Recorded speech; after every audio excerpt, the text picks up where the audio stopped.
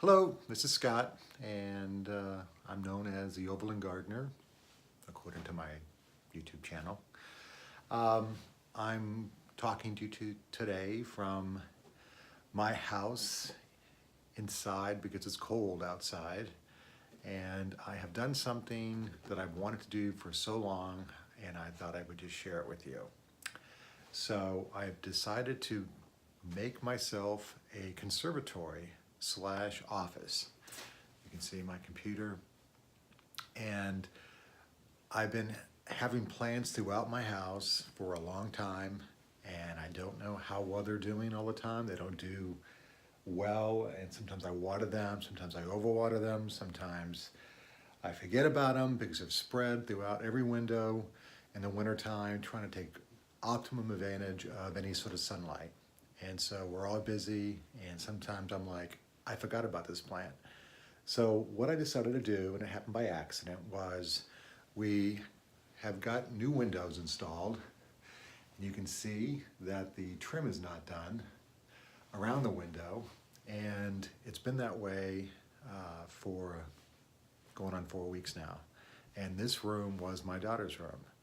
And so she wouldn't sleep in here without the trim being done, and for some reason she didn't want it. And so she's been sleeping in another room of the house, a guest bedroom. And so it's been so long, we decided, okay, just move in there. She wanted to move in there and was tired of being, in a guest room and running in here for her clothes. So what happened is, this is the one room in the house where I have the largest windows. I don't have but maybe 2 windows in the entire house that face south. This one doesn't, this faces east. But I put the plants on a north side of the wall, and so it kind of gets, southeast kind of light for my plants.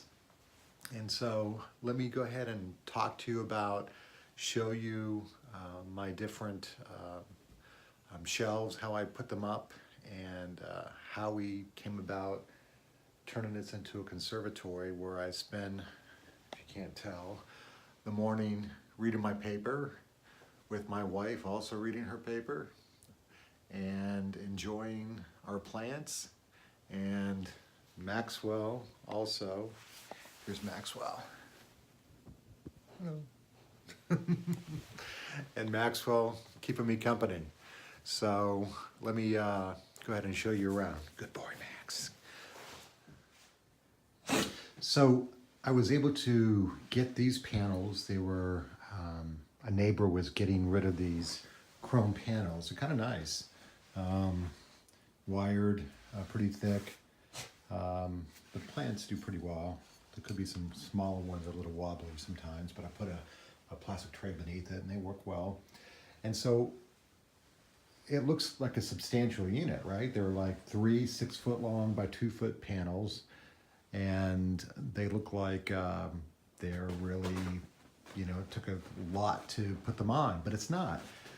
The one thing attached to the wall that's actually screwed in is this one strip. And so the strip's about 7 feet long, I believe, and it has holes. Looks like it's like every, 8, 9 inches.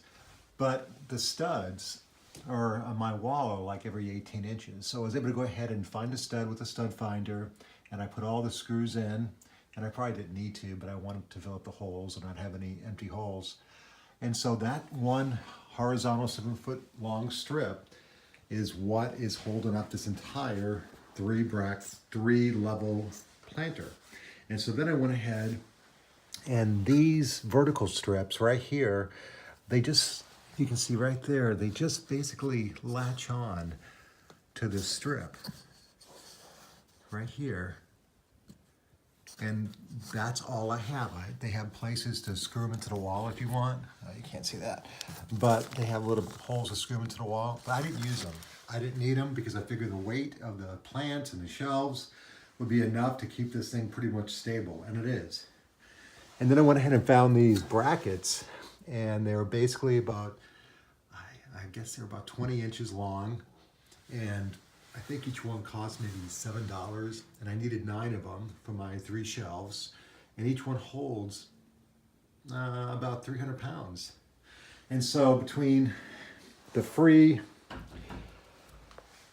shelving or the wire shelves and the one long bracket and the 3 vertical brackets and then the 9 shelf supports, I think, it cost me, I don't know, Max, what do you think?